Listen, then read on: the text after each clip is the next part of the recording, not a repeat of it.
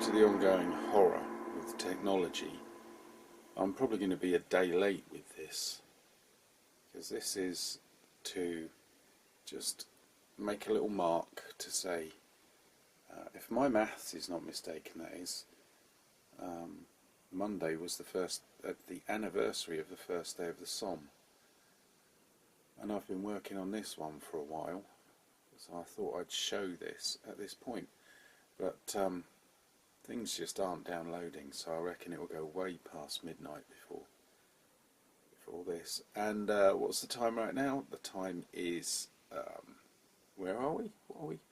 The time is 2 o'clock in the afternoon on Monday. Oh well.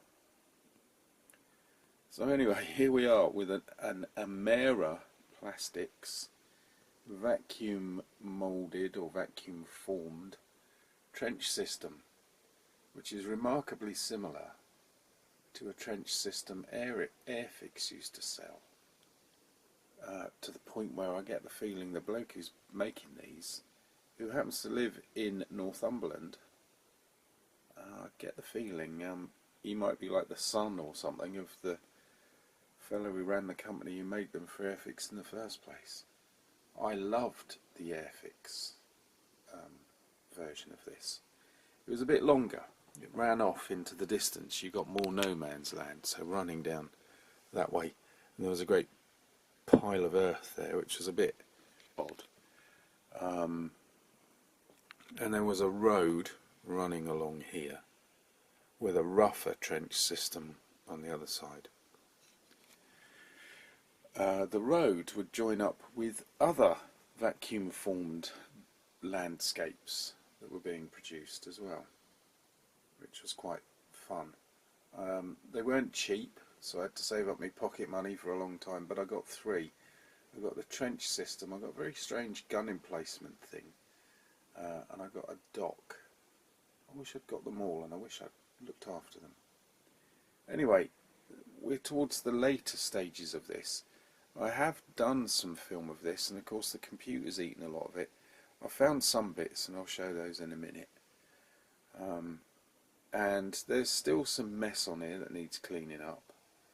There's also something else, and obviously detail to do. I don't know why this side and this side is showing up as different colours. I really don't, because they are actually, in fact, the same. Something to do with the light I'm using, or the angle it's at. Anyway, there we go, you get a bit of an idea. Anyway, what have I been doing with it? Well, couple of, hello, left my phone on. Couple of basic layers of spray paint, and then a bit of a couple of washes. I've allowed some dustiness or post-rainstorm sludge to form in those. The SOMME wasn't actually much clay, it was mostly chalk, apart from I think the northern section, and then towards the end when things really got a bit rainy.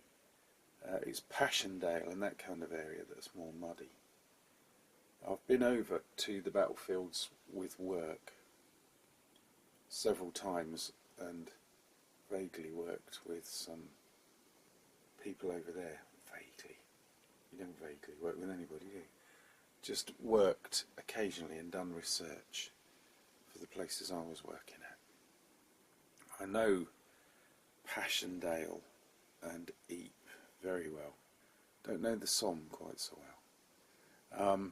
The other funny thing is, and I'll move on in a minute, but all of that area is geologically related to the area that I was born and brought up in, round sand, clay and chalk. And so the first time I went to Belgium and went out to a battlefield, I kept feeling like I was back in Britain and back at home. And the land, the soil, is very interesting. In places it is remarkably similar. Thin layer of clayey topsoil, a slightly thin or not quite as thin layer of sand underneath, and then whacking great amounts of chalk under that. And that's kind of what the Somme would have been like, whereas this is a bit more Passchendaele. But at least it's a trench system to get us going. I've also put different types of glue in to the shell holes to get a little bit of a sense of puddling, some more than others. That one not, because it's on a slope, but I could put a little bit in. And just really got to get a bit more texture in the surface and a little bit more detail in the woodwork of the trenches, and I think we're there. We've got some nice little patterns like the kind of tide marks around there. There's some white blobs and a bit of black tape, and I'll explain that, and that's because this is actually quite old. I've had it a while, and these things split, and I've been working on this. This is kind of why I haven't presented this one as far as I remember. Whoa, over it goes, because I have filled it with old paint, which is still a bit flexible but not sticky, and I hope will hold the thing a little bit better over time. Obviously where there isn't paint, like here, it's going to go. And I'm working on glue for that, and I had to tape that corner up because it's a right mess and it would leak. So that's the stage we're at the moment. I think we'll jump over to have a look at some small fragments of film that have survived, just to show it in different stages if possible, and then we'll have a quick review at the end. Well, in fact, there's not a lot of difference, but it's that's all I've got on that one. The sound, sadly. So obviously, it started off white.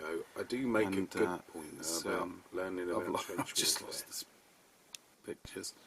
So anyway, there we go. We will now go back to the swamps, near to complete one, and have a look. So that one's a work in progress, and some shell holes there, which I used endlessly. I learnt a lot about trench warfare mucking about with that. Quite a learning process. Anyway, I'm going on far too long.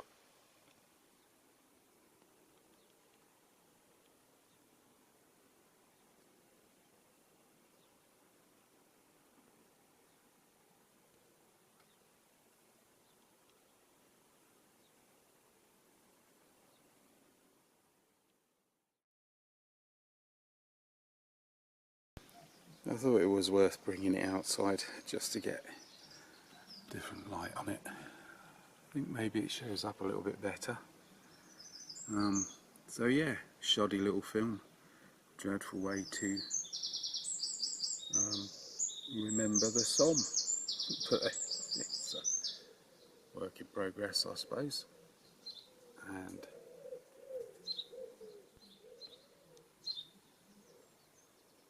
I suppose it's kick-starting the marking of what must be, 110 years since the First World War started. What a dreadful situation all round.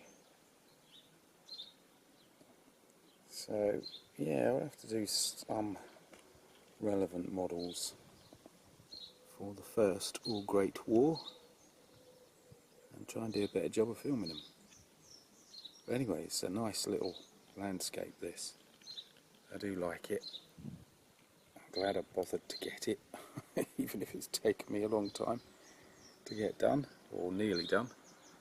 And maybe I'll look out for another one.